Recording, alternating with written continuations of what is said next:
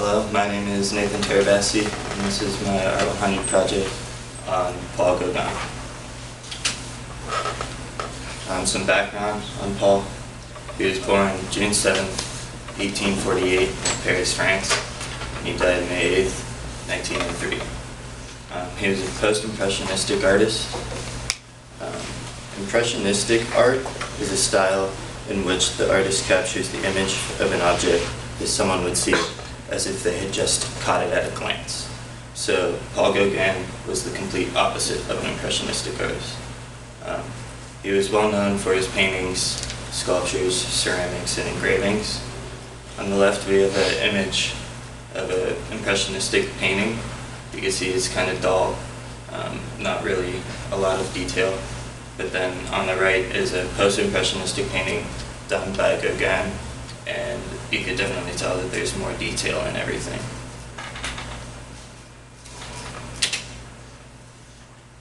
Impressionistic art versus post-impressionistic art. Both styles reigned in 19th century France.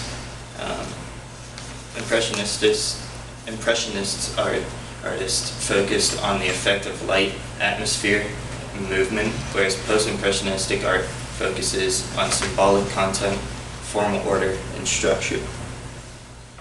Post-impressionists believed that color could be independent from form and composition as an emotional and aesthetic bearer of meaning. That means that color is more than just a representation of an object and exactly what you see.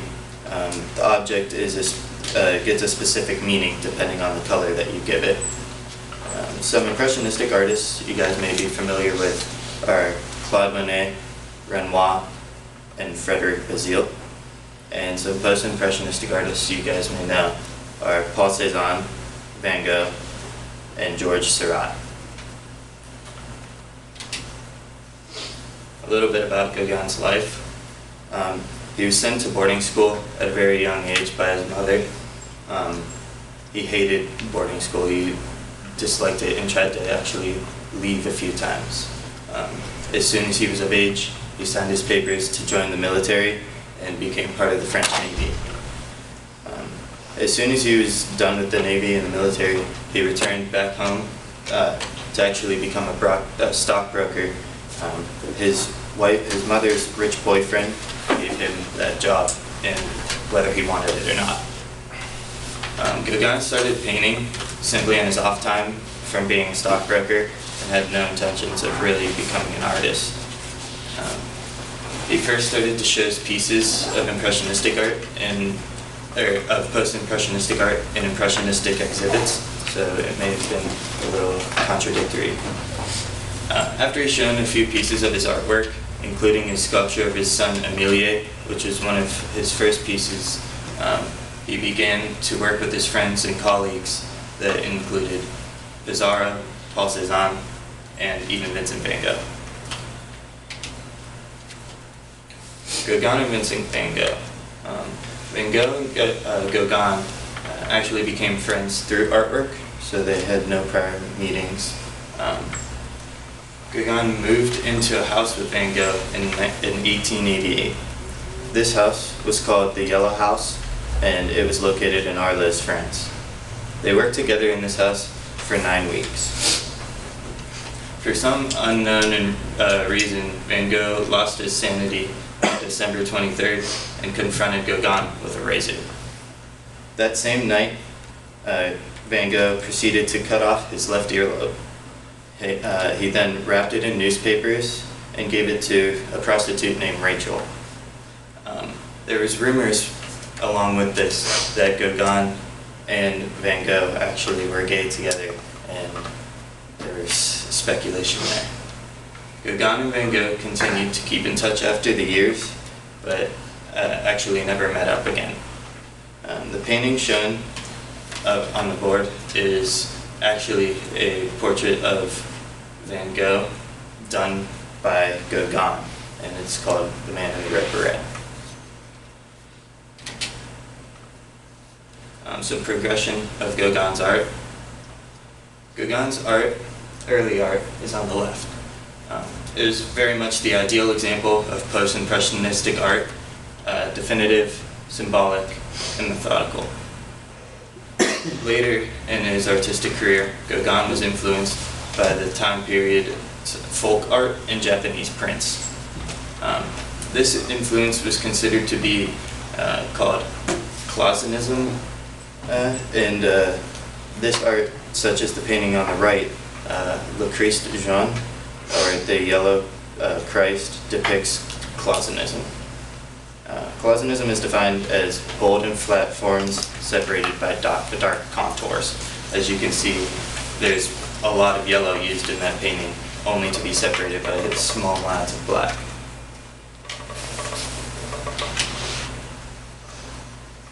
Martinique and Tahiti. Gauguin had the privilege to travel a bit in his life. At one time in his life, he spent several months in Martinique, living their lifestyle, learning their culture, and adopting their techniques. During this time in Martinique, he finished 7 paintings. Even though he did not create a large quantity of paintings, he was greatly affected by the experience, and you can definitely tell because similar figures and common techniques that are prominent in those 11 are found in his later paintings as well. Unbeknownst to Paul, Tahiti would be the last place he would ever travel. In Tahiti, Gauguin created a very symbolic work. His works included religious depictions and depictions of the many lovers that he had in Tahiti. These works were related to, it's supposed to be Clausenism again, at this time. But Gauguin would then remain in Tahiti until the end of his life, where he perished. And Gauguin's legacy. Fortunately for Gauguin, he was not appreciated as an artist until after his death. The work that Gauguin created was influential to the French avant-garde, and the avant-garde could be translated to the advanced guard or vanguard. This was a group of people or works that are experimental or innovative with respect to art, culture, and politics. Many modern artists, such as Pablo Picasso or Henri Matisse, were also influenced by Gauguin's work and his techniques. After incorporating Clausenism and symbolism in his art, he was able to help pave the way to primitivism. Primitivism was Western art that draws non-Western forms into this paintings. Examples are like a naive or folk art. Even though his engravings, sculptures, and ceramics were not as popular as paintings, they were highly regarded today. And this is actually one of his sculptures that he created and wasn't noticed until after he was dead. That concludes my presentation. Any questions?